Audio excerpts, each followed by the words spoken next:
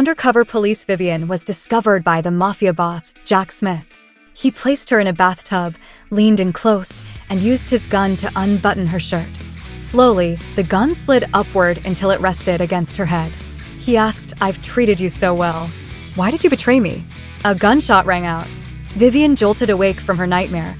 It had all been just a dream.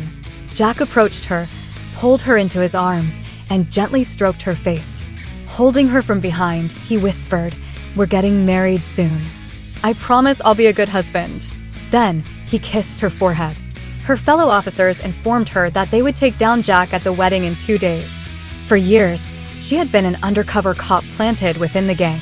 On the wedding day, Vivian walked into the venue in a stunning wedding gown. When the officiant asked if she was willing to marry Jack, she recalled her superior's order, saying, "I do," would be the signal for the police to take action. The officiant asked again, and Vivian responded, "I do." The moment the words left her lips, a bullet was fired toward them, but Jack pulled her away just in time. He tried to escape with her, but the police launched a fierce attack, forcing him to shield her with his body. Then, he apologized to her, "I ruined our wedding. I promise I'll give you a perfect one next time." Before he could say more, Vivian pulled the trigger. Jack dropped to his knees, blood trickling from the corner of his mouth. She said coldly, "I'm Undercover Officer Vivian. I've completed my mission." Jack could no longer hold on. He collapsed to the ground and closed his eyes. 3 years later, Alan had become her boyfriend. When she accepted his proposal, he lifted her joyfully and spun her around. But in the distance, someone was watching them. Later, as she said goodbye to Alan downstairs, she suddenly noticed a man removing his helmet as he stepped off a motorcycle. He walked toward her. She saw his face clearly. It was Jack. Panicked, she ran back into her apartment and grabbed her gun. She couldn't believe he was still alive because she thought he had already been executed. Suddenly, Jack pointed a gun at her and said, "Long time no see. Is this how you welcome me back?" He stepped forward, inhaling the scent of her hair, then snatched the gun from her hand. "Tell me, officer, what should I call you now?" She tried to explain, but he pressed a finger against her lips. "Don't say anything unnecessary." She picked up his gun and pressed it against her forehead. "Back then, I was just doing my job. I had no choice. If you want to kill me, do it now." Jack removed the engagement ring Alan had given her and asked, "When you got close to me and slept with me, was it all just for the mission?" "Yes," she replied. She reached for the ring, but he grabbed her wrist and pulled off her jacket.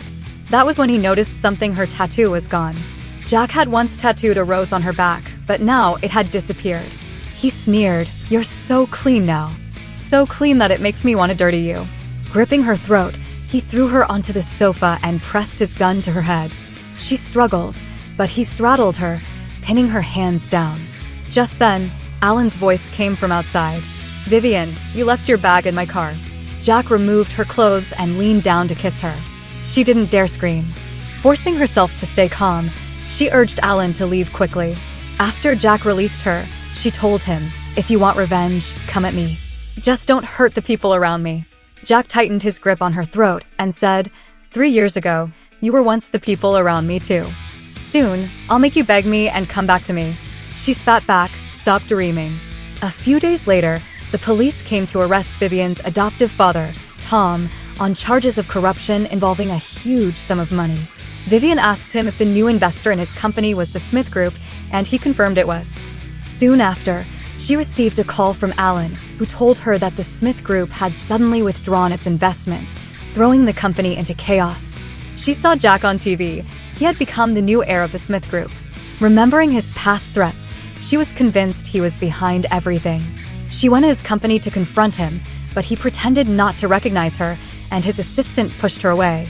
During a meeting, Jack was visibly distracted. Walking to the window, he was surprised to see Vivian still waiting downstairs in the snow. He immediately went down to her. As she turned around and saw him approaching, she grabbed his arm and looked at him with tearful eyes. He suddenly recalled how, years ago, she had held his hand the same way, acting cute to make him buy her desserts. Back then, he had already known she was a spy. That dessert shop was her police contact point, and she used buying desserts as a cover to exchange intelligence. She pleaded with him not to harm the innocent. He grabbed her by the neck and coldly said, "Drop that innocent, pitiful act. His assistant handed her a dress. Jack demanded that she accompany him to a party that night, telling her that if she could leave the event unharmed, her family would be safe. That evening, Vivian arrived in a revealing dress. Jack told her to drink with his friend Bruce, and she agreed. Bruce put his arm around her shoulder, teasing her. She broke free, but he immediately grabbed her wrist. "I'll give you two choices," Bruce said. "First, let every man here kiss you once. Second, you go kiss Jack." Vivian walked up to Jack and suddenly leaned in close. Jack was reminded of an incident 5 years ago when he had been threatened by a gang in a bar. Vivian had suddenly appeared, claiming to be an underling of another boss sent to take Jack away safely. She proposed a game of Russian roulette with the thugs, wagering that if she won, she could leave with Jack. Throughout the game, she remained calm and fearless until the final round. When she took the gun and pointed it at her own head, Jack couldn't bear it anymore and opened fire on the gangsters. Vivian immediately joined in, shooting as well. They had escaped together. Later, in the car, he had suddenly kissed her because he had fallen for her at first sight. Now, she grabbed his collar and kissed him passionately in front of everyone. Jack shoved her away, then stood up, seized her by the throat, and pressed her down onto the seat, forcefully kissing her. She couldn't break free, and everyone around them watched in silence. Afterward, Jack took Vivian away. Olivia was jealous because she had always liked Jack. Meanwhile, Bruce was in a bad mood and emptied his glass of liquor. Jack pushed Vivian into the elevator and held her tightly in his arms. She struggled, but he asked, "Others can touch you. Why can't I?" She pleaded with him to stop, but he said coldly, "In what capacity are you begging me? As my wife or someone else's fiancé? Your fiancé, Alan, is facing a financial crisis in his company, and he's been desperately asking me to invest and help him out." Just then, Alan called Jack, saying he had arrived at the bar's parking lot and suggesting they meet later to discuss their collaboration. Jack ran his hands over Vivian's body and asked, "If your boyfriend saw you like this, what would he think?" He kissed her passionately as the elevator descended to the underground parking lot. The moment the doors opened, she immediately hid behind him, begging him not to expose her. Alan spotted Jack in the elevator. Jack picked Vivian up in his arms and said to Alan, "I'm drunk. Let's reschedule." After saying that, he carried Vivian out of the elevator. She kept her head down, afraid of being recognized by Alan. After placing her in the car, Jack pinned her down on the seat. He told her, "I'll have your father released. But from now on, you belong to me, my plaything." Then he kissed her deeply. This time, she chose to surrender. Bruce felt that Jack had disrespected him tonight and ruined his party, so he planned to take revenge. Meanwhile, Vivian's superior informed her that the newly appointed president of Smith Group had never been involved in illegal dealings. He and the Mafia boss Jack were not the same person, they merely looked alike. However, Vivian didn't believe it and decided to obtain his hair and blood for a DNA test. Just as she hung up the phone, she was kidnapped. She soon discovered that Bruce was the one behind it, and Olivia had also been captured because she had publicly claimed to be Jack's girlfriend. Bruce ordered his men to pin Olivia down, intending to humiliate her and record a video to enrage Jack. However, Vivian intervened, saying, "I'm just Jack's plaything. I hate him even more than you do. I already have someone I love, and I'm about to get married. I have a better idea. Let's destroy Olivia's face. I'll do it myself. You men shouldn't get involved." Bruce agreed and cut the ropes binding her. Vivian lit a lighter in front of Olivia, but subtly signaled for her to escape. Taking the hint, Olivia broke free and ran. Vivian then kicked over a gasoline barrel and set it on fire, blocking Bruce's path. However, as Olivia reached the exit, she deliberately locked Vivian inside. Bruce recaptured Vivian, and Olivia, witnessing her suffering, became terrified. She immediately called Jack. Shocked by what he heard, Jack rushed to the scene with his bodyguards. When he arrived, he kicked open the metal door and charged inside despite the raging flames. He knocked Bruce to the ground with a punch. As he approached Vivian, she lost consciousness. When she woke up, she found herself in a hospital, with Jack holding her hand as he slept. She knew he was a dangerous man, but being by his side made her feel strangely safe. 5 years ago, she had earned Jack's trust and became his woman. A mafia boss named James had offered her a suspicious cigarette. She hesitated, unsure whether to refuse, but Jack snatched it away and pressed the burning tip onto James's arm. He told James, "She's my woman. Don't touch her." Later, in the car, Jack had told her, "I was adopted by my father, Eric. I had no choice. If I wanted to survive, I had to follow him. But I will always protect what's mine." Vivian reached out to touch Jack's face, but he suddenly woke up and asked, "What are you doing? Do you still care about me?" She pulled her hand away and denied it, but Jack told her, "If you say you still love me, I'll let go of everything that happened before." He leaned in to kiss her, but just then, she heard the voices of her adoptive father and fiancé, Alan, approaching. Panicked, she pushed Jack away. When they entered the room, Vivian lied, saying that Jack had merely passed by and saved her life. Her adoptive father shook Jack's hand in gratitude and noticed his tattoo. Not long after, Vivian received a text from Jack, ordering her to come downstairs within 5 minutes. She quietly left the hospital room, but Alan woke up and realized she was gone. So he grabbed a blanket and went to look for her. Jack took off his coat and draped it over Vivian's shoulders. She resisted, but he touched her face and ordered her to obey. He asked if she had truly fallen in love with Alan, but she refused to answer. Enraged, he lifted her onto the corridor railing, terrifying her. He tried to force a kiss on her, and at that moment, Alan happened to see everything. Jack stroked Vivian's hair, then carried her away. Alan watched their retreating figures, his expression complicated. Jack carried Vivian to his car and said, "I'll give you 2 days to break up with Alan." He was so close to her. Alan turned away, closed his eyes, and then sat down on the ground. Vivian pushed Jack away and slapped him hard, calling him a bastard. He told her, "You and I are the same, trapped in darkness yet yearning for the light." It's ridiculous. When Olivia woke up, she found her hands tied. She thought Jack had come to save her, but he asked coldly, "Why are you completely unharmed?" Vivian is skilled in combat, yet she was seriously injured. "Why?" Olivia tried to shift the blame, but the gang members testified that she was the one who had locked Vivian inside the factory. Jack grabbed Olivia by the throat. She asked him, "Aren't you curious about what Vivian said after being kidnapped?" She played a video of Vivian confessing her feelings for someone else and then mocked Jack, "You're protecting her, but in her eyes, you're nothing." Jack simply replied, "So what? I don't care who she loves." Then the gang members surrounded Olivia and humiliated her. Alan took Vivian to a bridal shop to try on wedding dresses. When she stepped out in the gown, he was mesmerized. As she spun around, she nearly lost her balance, and he caught her, whispering, "Don't fall for someone else, okay? I want to build a home with you." She hugged him back, but suddenly, she saw Jack standing outside the shop, watching them.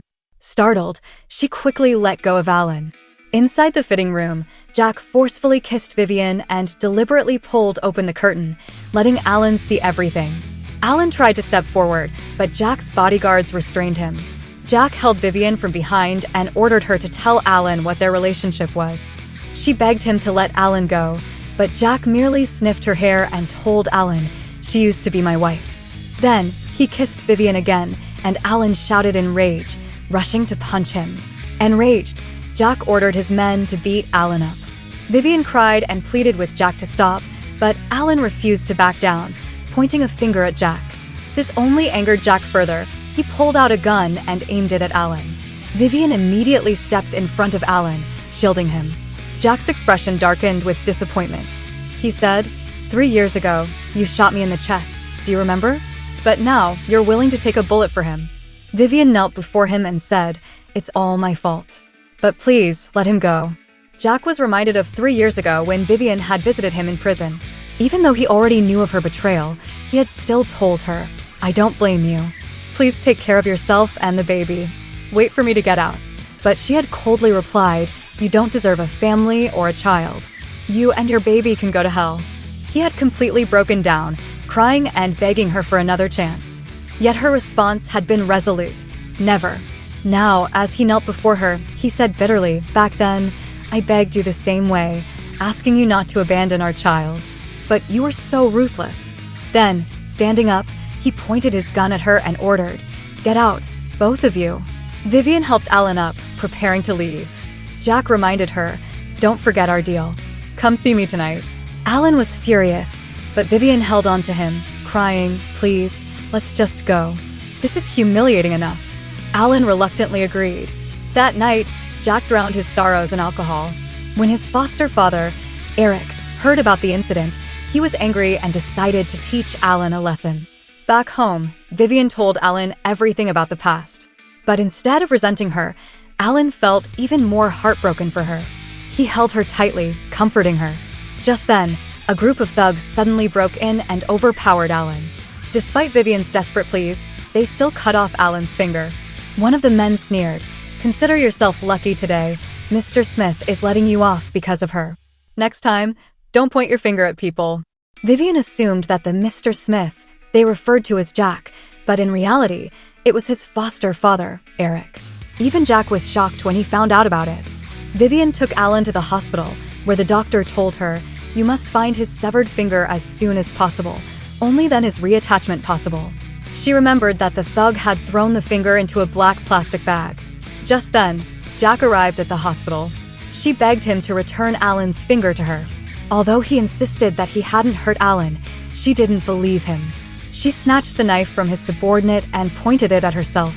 Jack stopped her from harming herself, but in the process, his own hand was cut, bleeding heavily. He threw the knife away and pressed his forehead against hers. One of his men then informed him that they had thrown Alan's finger onto the street. She rushed out of the hospital. Jack ordered his subordinates to accompany her in the search, but after searching for a long time, they still couldn't find it. She completely broke down, collapsing onto the ground from exhaustion.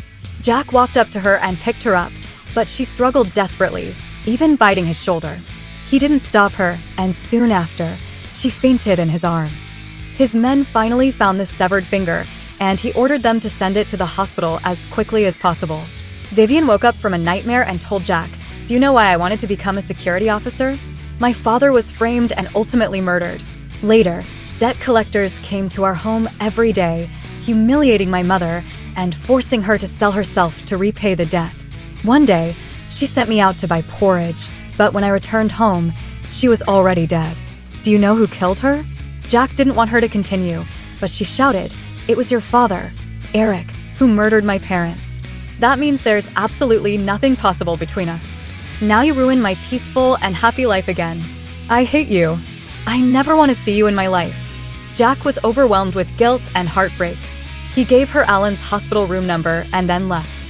However, she had secretly taken a strand of his hair, hoping the police would arrest him as soon as possible. Later, she went to Alan's hospital room. When he woke up, he held her tightly, but his mother suddenly slapped Vivian and ordered her to break up with Alan. Vivian agreed, believing that she was unworthy of him.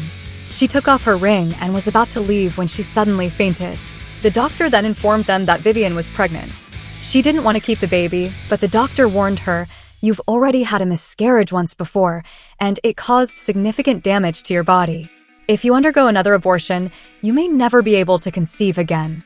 Vivian was torn about what to do, but Alan embraced her and reassured her, "Don't be afraid. I'm here, and I will respect whatever decision you make." Vivian decided to have an abortion, but the male doctor was actually Jack's man and immediately informed Jack. Just as Vivian was taken into the operating room, Alan suddenly rushed in and stopped the procedure. He believed she had done nothing wrong and shouldn't be deprived of the right to be a mother. He proposed that they elope to another city and start a new life together. Then they got into a taxi and headed to the airport, but Jack intercepted them on the way. Holding Vivian tightly, he asked, "You're carrying my child, yet you want to run away with another man?" Jack tried to take her away, but an enraged Alan struck him on the forehead, injuring him. Later, at home, Vivian treated Jack's wound. He pulled her into the bathtub and kissed her passionately for a long time. When she woke up, she picked up the blood-stained cotton swab from the table. Now, all she wanted was to escape from this man. Jack's DNA test results came out, and the female officer arranged to meet Vivian at a cafe. When she tried to escape, her car was soon blocked by Jack. She stepped on the gas and charged forward, forcing Jack to give way. Successfully, she escaped. Later, Alan handed her Jack's DNA report, explaining that the female officer had an urgent matter and had entrusted him with delivering it to her instead. He told her, "Tomorrow, Jack's adoptive father, Eric, will be conducting an illegal transaction at the docks. I've already contacted the security forces. They will arrest him." Meanwhile, Eric brutally whipped Jack, berating him for losing focus because of a woman. When Vivian noticed the whip marks on Jack's body, she couldn't help but feel both heartache and concern. Jack teased her, "Do you want to see my wounds? I'll take off my clothes and show you." Embarrassed, she quickly ran away. The next day, Vivian disguised herself as a seductive dancer to lure Eric. She recalled what Alan had told her: "We still don't have enough evidence. Unless we can obtain the password to the Smith Group's safe, we won't be able to convict him." Eric has a tattoo on his lower back. It's related to the password. With this in mind, she deliberately sat on Eric's lap. Just as she was about to knock him out, he suddenly grabbed her hand and injected her with a drug. She quickly lost consciousness. Removing her mask, Eric recognized her as the police officer who had attempted to take him and Jack down 3 years ago. When Vivian woke up, she found herself kidnapped by Eric. He strapped a timed bomb to her body and locked the door. Alan arrived but provoked Eric, who, in a fit of rage, activated the bomb's countdown. Alan decided to look for the key to unlock the door. Moments later, there was a loud banging sound from outside. Vivian thought Alan had returned, but suddenly, she heard Jack's voice. She ordered him to leave, but he kicked open the metal door and rushed inside. With only seconds left, he untied the ropes binding her and threw the bomb away. The explosion's shockwave severely injured him. Vivian removed his mask and saw blood pouring from his mouth. Tears streamed down her face as he gently touched her cheek and asked, "Does it hurt?" Then, he collapsed in her arms. When Alan arrived, he found Vivian cradling Jack, sobbing uncontrollably, begging Alan to save him. A few days later, she woke up in the hospital. A nurse informed her, "Your baby is fine."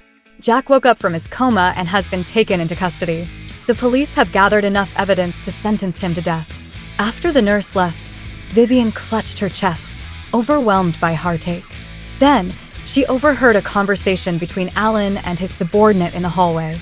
To her shock, she discovered that Alan had known Jack's true identity and that he had never genuinely committed any crimes. Yet, Alan had fabricated evidence just to eliminate him once and for all. Biting down on her hand to suppress her sobs, she couldn't believe that the gentle, kind-hearted Alan was nothing more than a ruthless hypocrite. A few days later, Vivian went to the prison to visit Jack. With tears in her eyes, she told him, "Our child is healthy. Don't plead guilty. The baby and I will wait for you to be released with a clean slate. No matter how long it takes, I'll wait for you." However, instead of being moved, Jack became furious upon hearing her words. He put down the phone and walked away. Their entire conversation was overheard by Alan, who had bribed the prison officer. That night, drunk and overwhelmed with jealousy, Alan went to see Vivian. He held her tightly, but she pushed him away. He then told her, "Every word you said to him in the prison, he never heard them. The explosion left him deaf, so today he was wearing a hearing aid. But the words he heard were the ones I altered. I will never marry you. I want to be with Alan. You should just die in prison. If you want to make it up to me, plead guilty." Vivian was devastated, cursing Alan in fury. But he showed no remorse, insisting that he had known her longer than Jack and that he deserved her love more. When he tried to force a kiss on her, she grabbed a knife and pressed it against his throat. The police then arrested Alan, charging him with intentionally harming an officer and illegally forging classified documents. The female officer revealed to Vivian Jack was actually an undercover police officer. His real name is Jack Brown. 6 years ago, the real Jack Smith died, and he assumed his identity to infiltrate the gang. However, since everyone who knew his true identity back then is now dead, it took us this long to uncover the truth.